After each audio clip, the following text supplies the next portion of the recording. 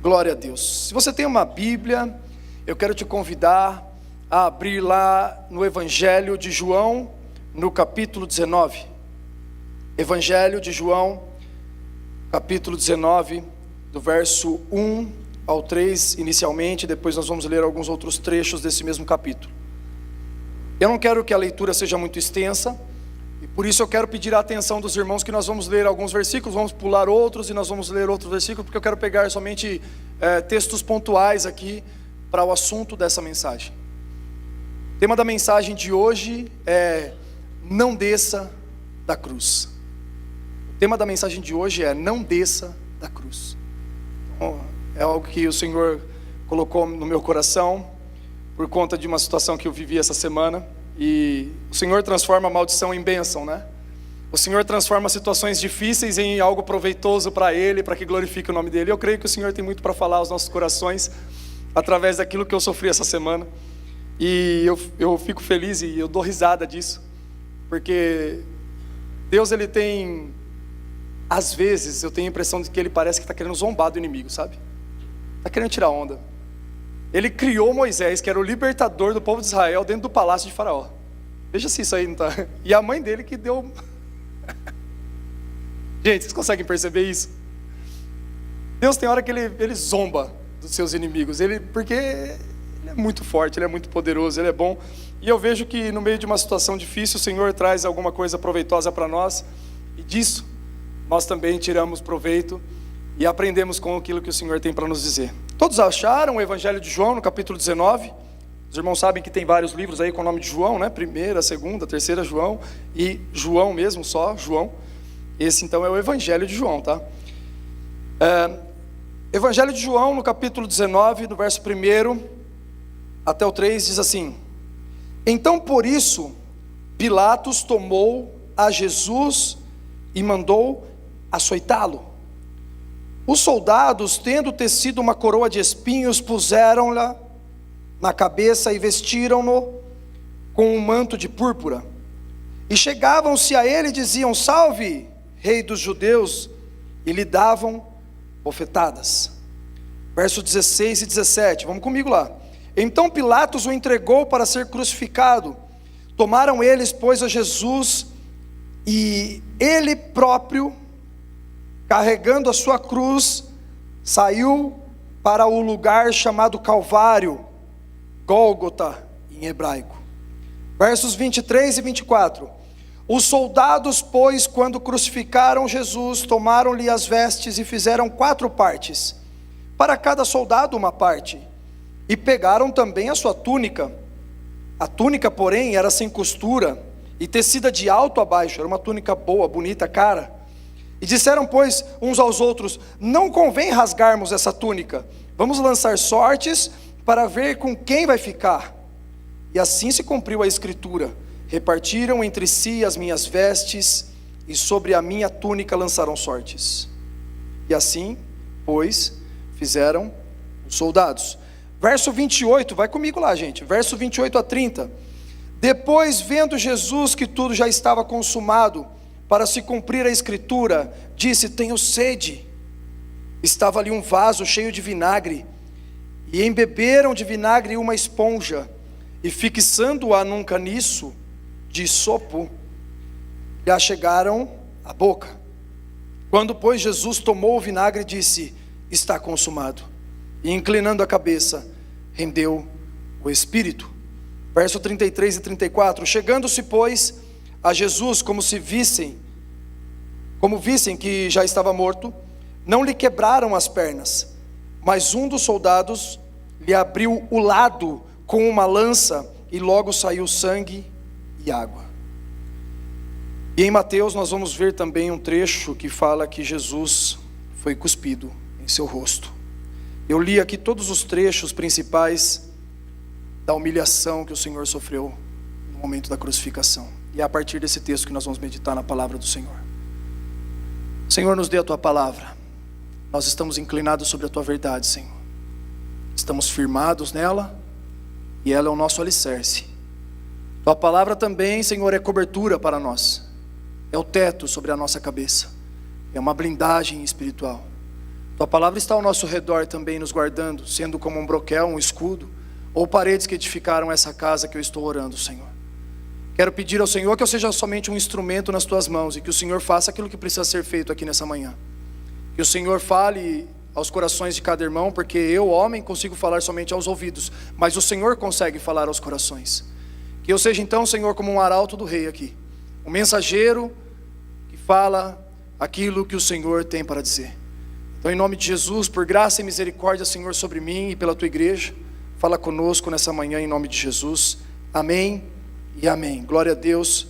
Eu quero convidar os irmãos também a andarem comigo um pouquinho na Bíblia. Vamos lá em Mateus, no capítulo 27, no verso 39. E diz assim: os que iam passando blasfemavam dele, meneando a cabeça e dizendo: ó tu que destróis o santuário em 3 dias e o reedificas, salva-te a ti mesmo. Se és tu então o Filho de Deus, desce da cruz.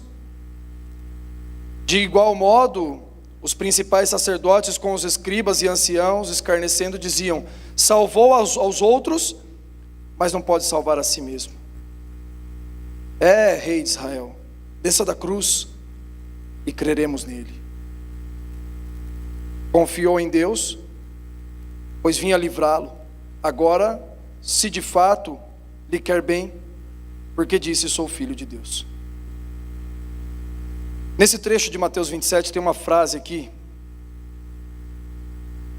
no versículo 42, que diz assim: desça da cruz, Rei de Israel, desça da cruz. Essa semana eu falei com um amigo que é prestador de serviço para a nossa empresa, é um irmão, né, um crente no Senhor, gente boa, chegado nosso. Não é só um parceiro de trabalho, mas é alguém que a gente aprendeu a ter estima grande por ele, virou um amigo, né? Tanto ele quanto seu sócio. E ele falou comigo assim: quando você vai ver as câmeras da minha casa? Eu falei: quando ficar prontas as minhas peças, que tinha peça lá com ele, né? Ele falou: então pode ver que está pronta, só que era brincadeira. E ele esqueceu de desmentir, e eu fui. Aí quando eu cheguei lá, a peça não estava pronta. Eu liguei para ele e falei: rapaz, você fez eu vir até aqui e não está pronta a peça, de brincadeira ainda, não estou de brincadeira, né? Falei: rapaz, você está querendo testar, ver se eu vou xingar, ver se eu vou deixar de ser crente? Aí ele falou: não desce da cruz não, meu irmão. Não desce da cruz não, fica na cruz. E aí ficou nesse tom de brincadeira. Mas o tema veio dessa conversa, sobre descer da cruz, num momento que talvez não fosse uma situação onde a gente levou para um lado esportivo, assim, brincando, mas fosse uma situação mais difícil. Mas ontem, ou melhor, sexta-feira, eu passei uma situação um pouco mais séria e bem desagradável, que me deixou bastante preocupado.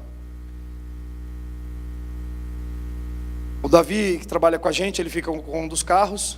Ele estacionou o carro próximo de um outro carro que tinha uma carretinha engatada. Para manobrar um carro com carretinha, com articulação é mais difícil, mas tinha espaço para sair, mas era pouco espaço. E o motorista do carro, da carretinha, bateu no meu carro de trabalho. Aí quebrou o carro, quebrou o farol do carro. Mas é um carro antigo, não é para peça cara, nada, né? Mas eu fui tratar com ele. Meu amigo, peguei o telefone dele depois, né? Não vi acontecendo, mas as pessoas viram, me avisaram. Peguei o telefone dele. Falei: meu amigo, eu estou te mandando mensagem porque o senhor bateu no meu carro e a gente precisa ver como vai fazer para resolver isso, né? A gente tem um problema para resolver junto agora. E aí ele falou: começou a encontrar dificuldades, né? Você acha que está certo isso e tal? Eu falei assim: não, eu tenho uma parcela de erro, beleza, mas eu acho que faltou habilidade para o senhor conseguir tirar, porque se o senhor tirou o carro, tinha espaço. Quando você bateu, não afastou mais o carro, não aumentou a vaga. Você conseguiu tirar porque tinha espaço para sair, só que você bateu. Aí esse homem ficou bravo, gente. Aí falou assim, que ele é todo... vida louca, né? O cara é de quebrada. Ele falou assim: é truta. Tá me tirando de bração? Eu falei: eu gosto assim, amostradinho. Eu pensei comigo, né? Eu estava falando tudo isso por telefone. Aí eu tinha mandado a foto do meu carro, ele viu a placa. Ele falou assim: você quer trocar uma ideia séria? Cola aqui em casa então. Ou então eu vou aí na sua quebrada aí também, na Vila Santana. Isso me deixou bastante preocupado. Falei: ele descobriu meu endereço pela placa do carro. E essa fala dele é um tom de ameaça. Já logo pensei na minha família, né? E nesse momento, meus irmãos, assim, a nossa alma, ela grita. querendo descer da cruz. O cara que eu preguei na cruz, o Daniel que eu preguei na cruz, foi um rapazinho criado num lugar de renda baixa, numa escola pública. O lema da escola era assim: Lurdão, Lurdão, entra burro e sai ladrão. O pessoal gritava isso na escola. Então você vê o nível. Escola precária, de vez em quando faltava munição. Brincadeira, não é tudo isso. Mas assim, gente, eu cresci num lugar assim que o mais forte vencia. E era primitivo mesmo o negócio, era mais forte, era de verdade. Então, virou e mexeu, eu saía no soco com alguém. Eu era um adolescente violento. E o cara que eu preguei na cruz é esse cara violento. Esse cara que não pensava muito em ir para cima e resolver no braço. Eu tive que colocar esse cara na cruz. E o Senhor colocou mansidão no meu coração. E eu deixei lá esse Daniel. Só que nessa hora, quando alguém provoca a gente, tenta mexer com o nosso orgulho, tenta provocar a gente para uma fala como essa que nós lemos aqui do verso 42 de Mateus 27. Ei, rei de Israel, desce da cruz. Para mim a fala daquele homem é a mesma coisa. Fala assim: você quer vir aqui na minha casa, a gente resolve. É a mesma fala, para mim ele está falando a mesma coisa. Ei, desce da cruz, vamos resolver. Meus irmãos, na crucificação, desculpem aí a minha viagem aqui agora, mas assim, se a crucificação fosse o filme de Stallone, Jesus descia com a própria cruz, batia em todo mundo, dava com a cruz em todo mundo. Se fosse um filme da Marvel, descia um raio do céu, acabava com todo mundo. Mas o que prendeu Jesus na cruz não foram cravos, o que segurou Jesus na cruz foi a obediência dele ao Pai e o amor por mim e por você. Ele escolheu morrer para que eu e você tivéssemos vida. Ele tinha poder para fazer essas coisas que eu falei, tanto descer da cruz e acabar com todo mundo, quanto vir um raio do céu e acabar também, um terremoto, qualquer coisa, só ele vive. Mas ele não desejou fazer assim. Quando Pilatos falou assim: ei, você sabe que eu tenho poder sobre a sua vida, você sabe que eu posso te soltar e te prender, te mandar matar e fazer o que eu quiser? Jesus falou para ele assim: você não tem autoridade nenhuma sobre mim, senão aquela que é dada pelo meu Pai. Ninguém toma a minha vida, eu a dou porque eu quero. Esse é o nosso Jesus. Só que quando ele faz isso, ele me dá um modelo de não descer da cruz. Vai comigo lá em Romanos capítulo 6. Deixa eu mostrar para vocês aqui. Jesus falou para nós o quê? Se alguém quiser me seguir, toma a sua cruz e siga-me, amém? Vamos a Romanos capítulo 6, no verso 6 também. Para que Jesus falou para você pegar a sua cruz e seguir Ele? Você acha que a gente vai fazer a cruz para poder se benzer, olhar para ela e lembrar? Você acha que você carregar a sua cruz é enfrentar seus problemas? Você acha que carregar a sua cruz... Não, carregar a cruz é para morrer nela. A cruz não serve para outra coisa senão para morrer nela. Então, se você veio aqui nessa manhã esperando que nós trouxéssemos uma palavra de vitória, eu estou dizendo para você: a sua vitória sobre qualquer coisa é você morrer. Você quer vencer qualquer problema, quer vencer qualquer situação? Morre. Se pendura nessa cruz aí. Você não consegue se pendurar sozinho, você precisa de um carrasco para isso. E o carrasco é esse cara que fala para você: desce da cruz. É aquele cara que fala assim: vamos partir para cima então, vamos resolver isso aí no soco. Vem aqui na minha casa, eu vou na sua. Vocês estão entendendo? É aquela provocação no trânsito. Ontem à noite também, eu indo para entrar assim, tomando o maior cuidado do mundo, parado com o carro num lugar que não atrapalhava ninguém, esperando todo mundo passar para entrar. A mulher passou do meu lado e me xingou. Falei: gente, o que está acontecendo com esse mundo, cara? Romanos capítulo 6, verso 6 diz assim: sabendo isto, que foi crucificado com ele o nosso velho homem, para que o corpo do pecado seja destruído, e não sirvamos o pecado como escravos. Assim como Cristo foi crucificado, nós também fomos chamados para morrer, e assim deixar a vida de Cristo aparecer em nós. Sabe quando que as pessoas vão ver Cristo em nós? Quando Daniel, o Juliano, o Christopher, o Lucas morrerem. Quando nós morrermos, Cristo aparece. Vocês estão entendendo que é uma linguagem figurada dessa morte, gente? Eu preciso matar meu velho homem, sabe? Sabe aquele cara do pecado, da promiscuidade, da mentira, da violência?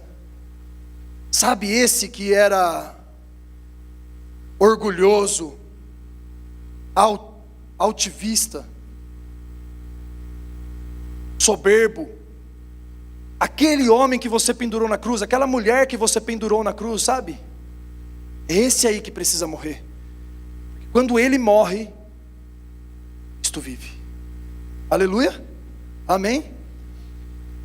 Então o Senhor nos chamou para carregar uma cruz, e não tem outra função para uma cruz senão morrer nela.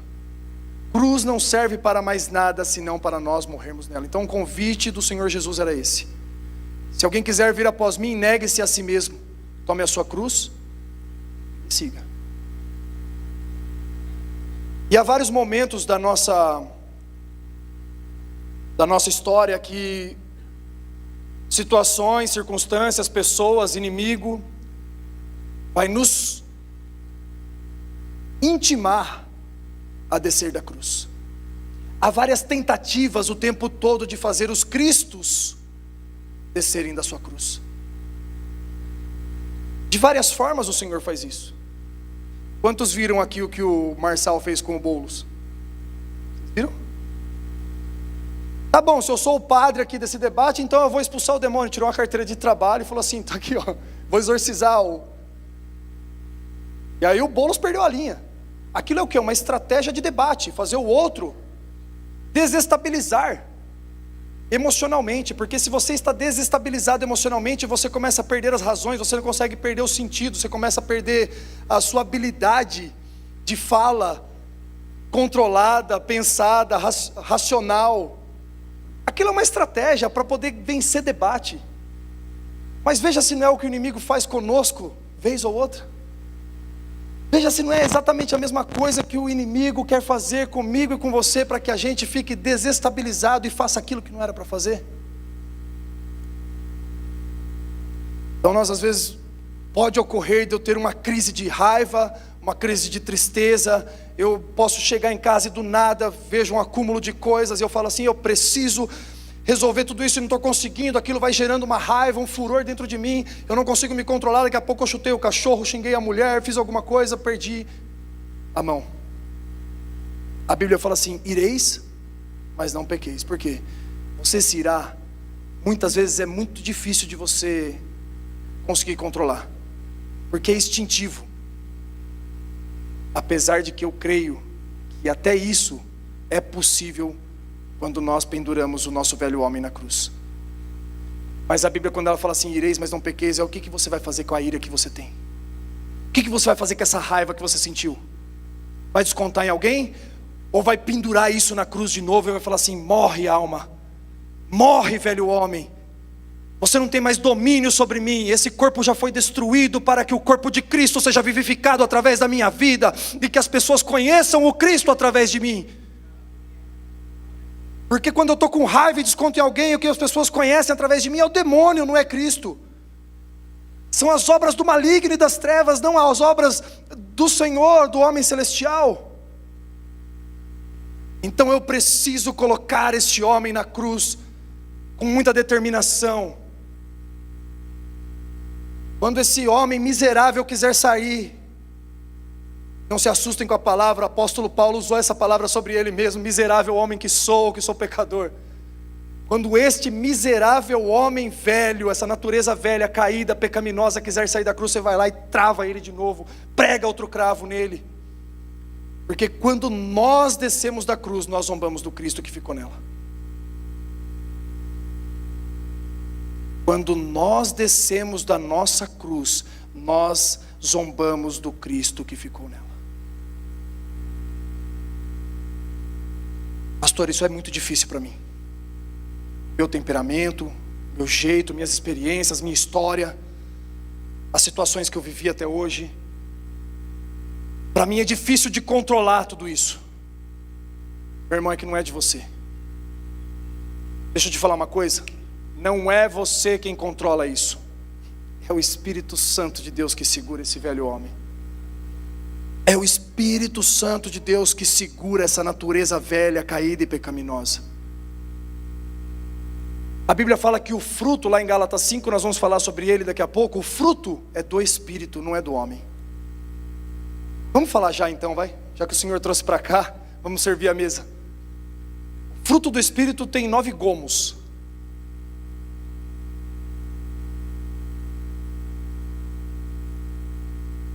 Amabilidade, bondade, fidelidade, mansidão, domínio próprio. Amabilidade, bondade, fidelidade, mansidão, domínio próprio. Mas o que eu quero chamar a atenção aqui é mansidão e domínio próprio. Amor, paciência, mas mansidão e domínio próprio. Talvez você tenha dificuldade de lidar com os seus sentimentos, talvez você tenha dificuldade de lidar com a raiva, talvez você tenha dificuldade de lidar com os impulsos do seu temperamento. Você precisa crer que quando você aceitou a Jesus Cristo, o Espírito Santo de Deus veio fazer morada no seu coração.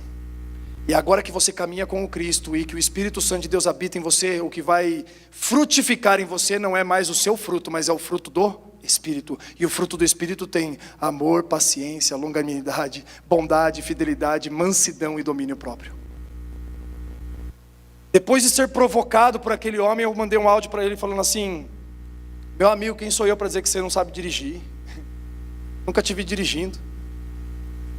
Esquece isso, cara. Tá tudo bem. O que é um valor de um farol, cara, de um carro? Fica tranquilo. Tá tudo bem. Vamos deixar essa situação resolvida aqui. Eu pago o farol, não tem problema. Eu desejo que a paz que você possa ter perdido por causa desse assunto retorne para você, para sua casa. Tudo de bom para vocês aí. Relaxa, mano. A gente não precisa tratar de mais nada. Mandou outro áudio depois, falou assim: conversinha mole. Querendo briga mesmo. Bloqueei, parei de conversar com ele. Mas o que a gente precisava era pendurar o velho homem na cruz. O que eu preciso é pendurar o velho homem na cruz. A minha natureza pecaminosa precisa estar lá. Sabe, meus irmãos, nós vivemos, como o apóstolo Paulo fala, nós vivemos pressões de todos os lados.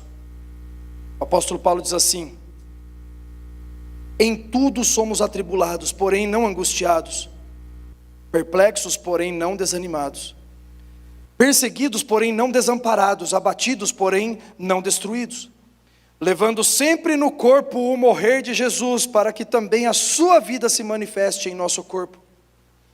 Porque nós que vivemos somos sempre entregues à morte por causa de Jesus, para que também a vida de Jesus se manifeste em nossa carne mortal, de modo que em nós opera a morte, mas em vós opera a vida. Amém, gente? Vocês estão comigo? Em nós que estamos vivos, opera sempre a morte. Aquele que aceitou caminhar com Cristo não pode usar frases como pessoas lá fora dizem: eu sou assim mesmo, eu nasci e cresci desse jeito, eu sou assim e não mudo. Esse é o meu jeito. Não. Se você aceitou a Cristo, o seu jeito tem que morrer. O que tem que viver em nós é o jeito de Cristo. Isso é desafiador demais para todos nós, meu irmão. Isso é uma mudança radical de mentalidade, de comportamento, de atitude, que para nós todos é muito desafiador. Mas dia após dia nós temos oportunidades de colocar este velho homem na cruz e pendurar a nossa natureza pecaminosa na cruz. Somos atribulados por todos os lados, somos pressionados por todos os lados, mas não somos desamparados, não somos angustiados, não somos desanimados. Por quê? Porque ainda que o homem exterior se corrompa, o homem interior se renova dia após dia. Ou seja, ainda que esse homem de natureza carnal e pecaminosa queira toda hora sucumbir, perder e acabar, e às vezes ele querer ressuscitar, ainda que esse homem carnal queira sair de volta, queira aparecer de novo, manifestar de novo, o homem interior se renova dia após dia para que o homem exterior esteja morto. O homem da natureza pecaminosa que é em nós.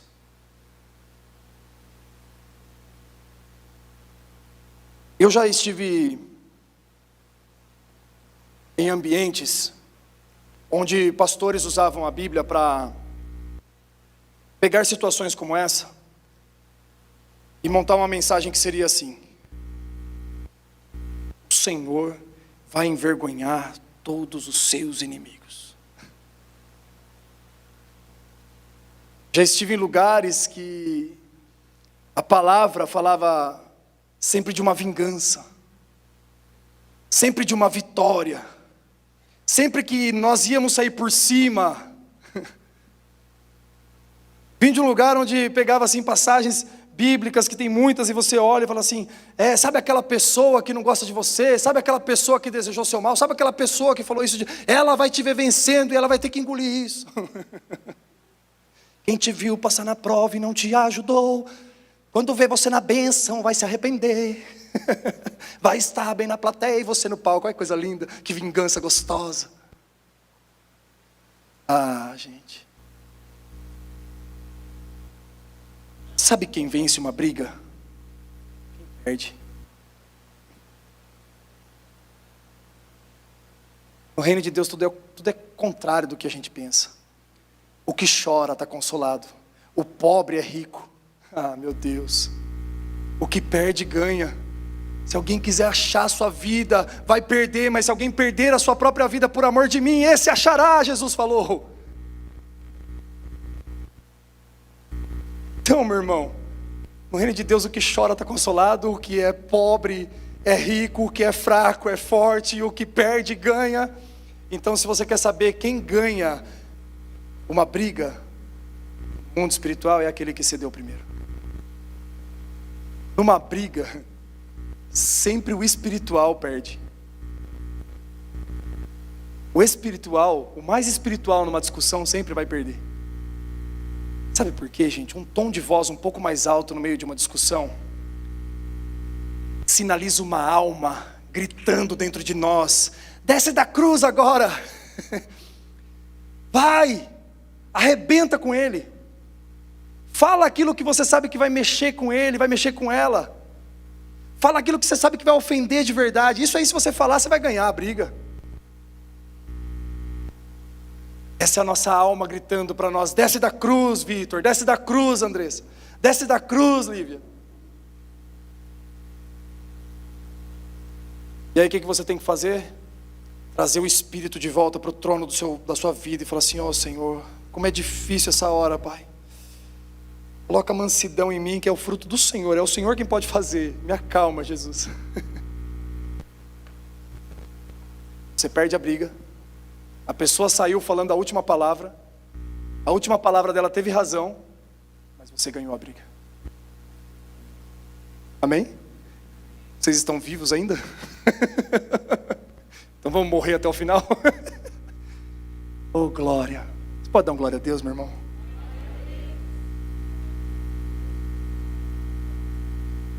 Tem jeito melhor da gente viver, não. Todos os meninos que estavam comigo nessa situação, que Deus nos deu essa mensagem a partir dessa situação, o meu cliente e os meninos que trabalham comigo, todo mundo com a raiva danada desse rapaz. Todo mundo. Rapaz, já começa as ideias já, né? A gente quebrar um farol desse carro dele aí também vai dar bom, não vai não? Vai ficar eles por eles, né? Olho por olho, farol por farol. Aí todo mundo começa com a raiva danada. Quebrar um para-brisa disso aí vai ficar legal. E o que o Senhor ministra ao nosso coração é que depois que passa esse ímpeto da nossa alma, a gente olha para essa situação e fala assim: cara, na verdade o que esse cara precisa é de libertação. Fala assim, eu fui descobrir depois que ele é um homem iníquo, um homem violento. Ele colocou um lixo da casa dele na frente de uma casa de uma vizinha. A vizinha foi resolver essa situação com ele jogou o lixo na cabeça da mulher. Não é o tipo de pessoa que se mexe, né? Tem mais motivos para não ir em frente com isso. Mas o que eu quero dizer para vocês é o seguinte, que quando eu olho para um cara desse como um homem carnal, eu falo assim: um cara desse precisa ser preso. Mas quando eu olho com os olhos espirituais, eu falo assim: um cara desse precisa ser liberto. Ele já está preso. Infelizmente ele está preso numa natureza muito caída, pecaminosa, perversa, depravada. O que nós precisamos é orar por gente assim. Então vou falar uma coisa para você, apesar de ter sido treinado por um tempo e andado no lugar que me educou a pensar assim que o seu inimigo vai ter que ver você vencendo, vai ter que ver você ganhando, eu digo uma coisa que está escrito na Bíblia para vocês aqui, meus irmãos. Quando o teu inimigo tiver sede, dá de beber para ele. Quando o teu inimigo tiver com fome, dá de comer para ele. E assim você vai amontoar brasas na cabeça dele. Provérbios está escrito isso. E amontoar brasas não quer dizer que é uma vingança também. Mas amontoar brasas, na minha concepção, quer dizer, você esquenta a cabeça do cara, falando assim, como que ele pode derramar amor na minha vida depois de eu ter ofendido a ele? Isaías capítulo 53, eu acho que no verso 7, diz que o nosso Senhor Jesus foi levado como uma ovelha muda diante dos seus tosqueadores. Foi mesmo. Jesus carregou a cruz calado. Jesus sofreu os açoites calado. Cuspiram no seu rosto. Colocaram uma coroa de espinhos na sua cabeça. Zombaram dele colocando uma roupa de rei. E falaram, salve rei dos judeus. Provocaram ele. Esbofetearam. Rasgaram suas roupas. Travaram cravos nas suas mãos e penduraram ele numa cruz que ele mesmo carregou. Cravaram cravos, prenderam ele na cruz com cravos nos seus pés também. Ele passou por tudo isso calado. Eu me lembro de uma vez que a minha mãe estava passando por uma situação onde meu avô havia falecido, tinha ficado um sítio que ela mora hoje, uma chacrinha, como herança para 2 irmãs, para 2 filhas, ela e a irmã dela. E a minha tia, muito disposta a brigar, sem ter motivo ainda, porque era só conversar e resolver, E aí Deus deu uma direção para minha mãe, falando assim, fica em silêncio. Mas penso numa mulher que brigou sozinha. Brigou, minha mãe não falou nada. E aí, no final das contas, todo mundo passou a régua, falaram assim, tia, aí os primos perguntando para os filhos da minha tia, perguntando para minha mãe, como é que você conseguiu? O silêncio dela diante das provocações mostrou uma ovelha muda diante do tosqueador e manifestou o Cristo para todos que estavam vendo a situação. Como você pôde ter tanta calma e paciência naquela hora? Sabe o que é isso, meu irmão? Não é uma capacidade humana. Fruto do Espírito dentro de nós. No fim das contas, tudo se resolveu. Minha mãe conversa com a minha tia até hoje, está tudo bem. Se tivesse revidado, a história não teria acabado assim. Então eu quero te convidar a pensar nisso. 1 Coríntios também, no capítulo 6, verso 7 e 8, a gente vai ver um ensino do Senhor falando sobre essa questão de resolver perder. Aceitar perder. O apóstolo Paulo está escrevendo essa carta a uma igreja, gente. Olha só que coisa interessante. Não é para o mundo, não. É para uma igreja. E aí ele fala assim, mas irá um irmão a juízo contra outro irmão? E ainda isso perante os incrédulos? Ou seja, vocês têm demandas dentro da igreja, problemas para resolver dentro da igreja, vocês levam isso para os tribunais do mundo. Vocês que são cristãos não são capazes de resolver problemas internos com sabedoria, com o Espírito Santo, com ceder. Olha o que ele continua dizendo. O só existir entre vós demandas já é completa derrota para todos vós. Por que não sofreis antes a injustiça? Vocês não são capazes de sofrer a injustiça? Por que vocês não assumem o dano? Mas vós mesmos fazeis a injustiça e fazeis o dano, e isto aos próprios irmãos. Olha que convite do apóstolo Paulo, gente. Por que vocês não têm coragem de assumir o dano? Por que vocês mesmo não têm coragem de assumir a injustiça e ficar com a injustiça para você? O nosso senso de justiça, na verdade, o senso de justiça é uma coisa boa, Mas o justiceiro que está em nós quer se levantar de vez em quando. Quantos aqui tem um justiceiro dentro de si que você tem que matar de vez em quando? Dá vontade? Vontade de pegar pelo pescoço, né, dona Maria? Dar um tapa no meio da orelha. Enfiar a mão na cara. O justiceiro pensando em como vou resolver uma situação. Mas o apóstolo fala assim, por que vocês não assumem a injustiça? Falando para uma igreja, vocês são espirituais, gente. Vocês não são capazes de se humilhar. Vocês não são capazes de descer. Vocês não são capazes de aceitar uma injustiça e viver com ela e falar assim, tá bom, meu Jesus deu o maior exemplo que podia dar disso.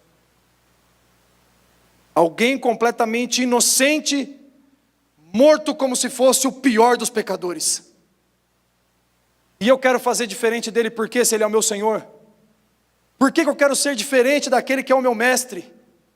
Se eu estou imitando a Cristo, então eu vou suportar as injustiças. E aí o segredo não está em depois sair contando o testemunho, falando assim, eu venci. O segredo está em falar assim depois no final, rapaz, apesar de tudo eu suportei. Apesar de tudo eu fui capaz de suportar. Quero partir já para o encerramento dessa mensagem, falando de alguns tópicos aqui que eu marquei. Em Mateus, no capítulo 10, verso 16, o Senhor fala assim, eis que eu vos envio como ovelhas em meio a lobos.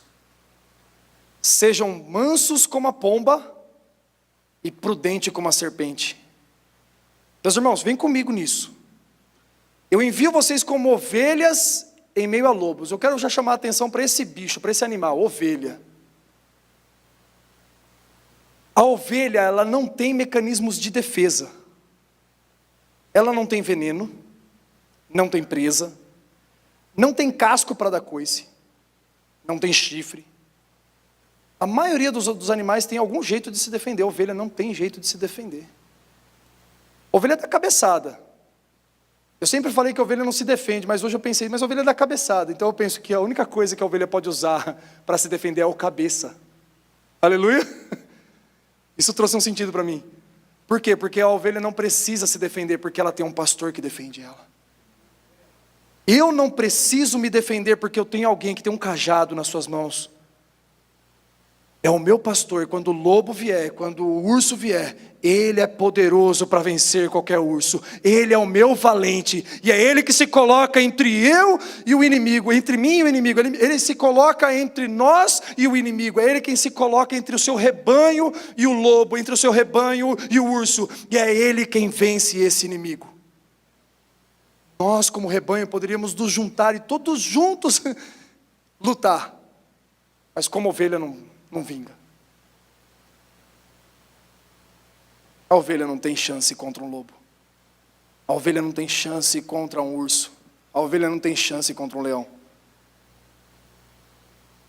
Mas quando a gente coloca o nosso pastor na jogada, aí não tem nada que é contra ele. Esse Deus é por nós. Quem será contra nós? É Deus quem o justifica. Aleluia, meu irmão. Nada pode ir contra você.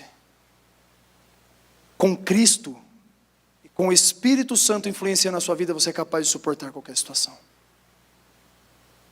E nós vamos aprender dia após dia que é melhor não procurar um culpado. No domingo passado, nós lemos um trecho aqui que falava em Coríntios 15, 44 em diante lá, do homem terreno e do homem celestial.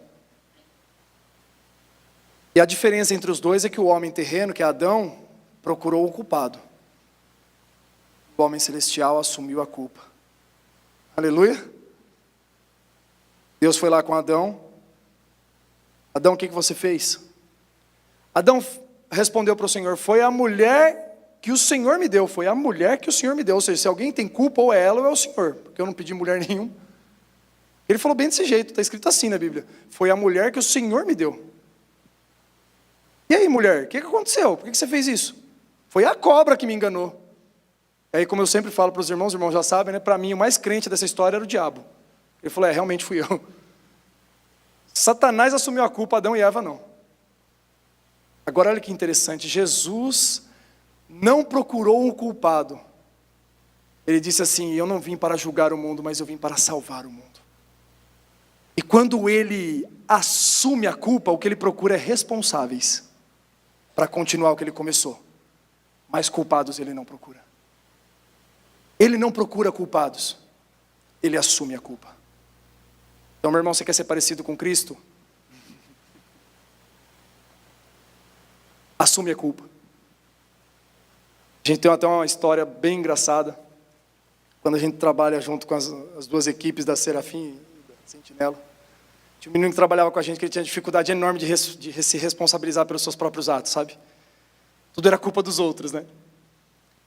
Aí um dia a gente deixou ele cortando uns fios assim, uns cabos que a gente ia passar. Imagina então que a gente ia sair com o cabo daqui, ia passar por cima e sair lá do outro lado e tal. Então tinha uma medida para cortar o cabo. Aí ele cortou o cabo, um monte de cabo, coisa cara, né? Aí quando a gente vê o cabo, não deu. Assim, ô Lucas, o que aconteceu aqui, cara?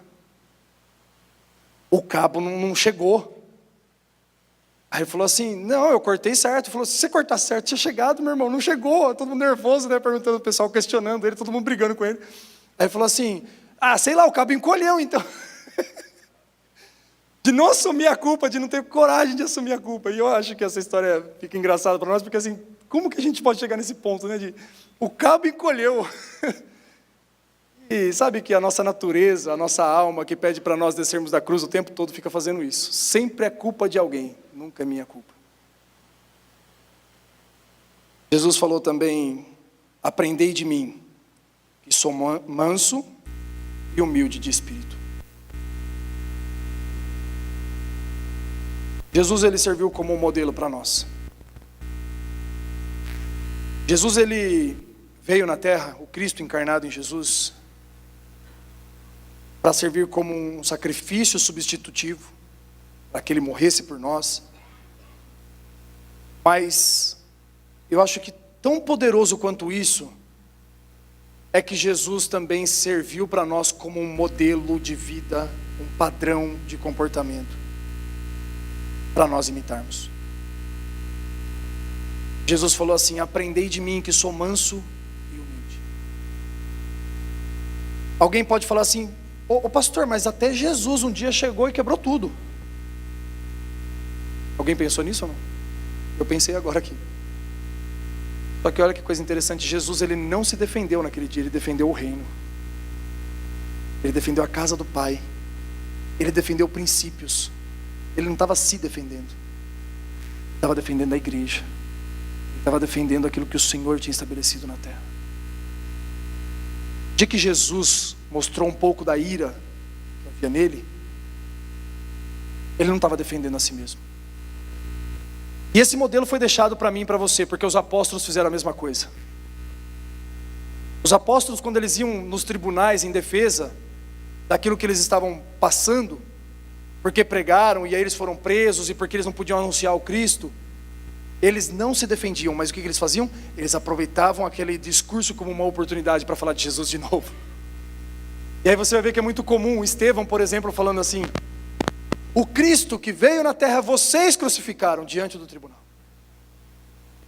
Não estava nem aí. Eles não queriam se defender. Como nós estamos no discipulado estudando Atos, nós vimos esses dias atrás, Atos capítulo 5, no finalzinho, a Bíblia fala assim, os apóstolos se sentiram felizes por terem sido encontrados dignos de sofrer por causa do Evangelho. É um sentimento que há ainda no nosso coração, daquela religião que a gente estava falando aqui, que você vai ter vitória, que não sei o quê. Esse sentimento precisa morrer para você entender assim, que na verdade o que eu preciso ser capaz é de suportar todas as coisas. Quando a Bíblia fala assim, tudo posso naquele que me fortalece, não está dizendo que você vai poder ter um carrão, você vai poder. Pode também. Mas aquele contexto diz assim, todas as coisas eu posso suportar. Porque você vai ver os versículos anteriores, está falando assim, eu passei fome, eu passei sede, fui açoitado, fui preso, morado. Todas as coisas eu sou capaz de suportar, por quê? Porque o Espírito da paz habita em mim. O que ocorre então é que fora pode haver uma turbulência e uma guerra muito grande. E tudo estar em desordem, mas se o Espírito da paz está em mim, dentro de mim continua tendo paz. E ainda que eu fique sem paz por um pouco de tempo, daqui a pouco a paz é renovada dentro do meu coração. Porque eu deposito diante do Senhor todas as minhas ansiedades. Agora eu disse aqui que ovelha não se defende, que quem defende a ovelha é o pastor. Tiago, no capítulo 1, para encerrar, no verso 19, diz assim: sabeis essas coisas, meus amados irmãos, todo homem, pois, seja pronto para ouvir e tardio para falar, e tardio para se irar. Olha o que o apóstolo, o que o apóstolo Tiago está falando aqui. Tiago está dizendo para a gente aqui, escrevendo na carta dele, que nós temos que ser tardio em falar e tardio em se irar, e pronto para ouvir. Ou seja, seja pronto para entregar a razão que possa ser sua. Sabeis essas coisas, meus amados irmãos, todo homem, pois, seja pronto para ouvir, tardio para falar, tardio para se irar. Olha por quê. Porque a ira do homem não produz a justiça de Deus. Portanto, despojando-vos de toda impureza e acúmulo de maldade, acolhei com mansidão a palavra em vós implantada, a qual é poderosa para salvar a vossa alma. Aleluia. Meu Deus, que texto poderoso. A ira do homem não produz a ira do homem não produz justiça de Deus. Se você quer ver o Senhor agindo na sua vida, tira um pouquinho a mão e deixa Ele fazer. Se você quer ver o Senhor te colocando num lugar, como agora a gente vai falar parecido com aquele pessoal, mas assim, num lugar de vitória sobre toda a situação, sobre qualquer circunstância, como Jesus também viveu a vitória, porque Ele morreu numa cruz, mas depois ao terceiro dia Ele ressuscitou. Se você quer ver o Deus que ressuscitou Cristo dos mortos, o Espírito Santo que ressuscitou Cristo dos mortos, te dar também vitória sobre qualquer situação, tira a sua mão e deixa Deus trabalhar. Se entrega. Mata esse velho homem de uma vez por todas. Mata essa velha mulher de uma vez por todas. Acaba com ele. Prende essa natureza pecaminosa numa cruz bem alta e deixa ele lá. Deixa ele se debatendo lá e vai morrer lá. Mas a vida de Cristo vai ser manifesta através de mim e de você. Aleluia. Amém.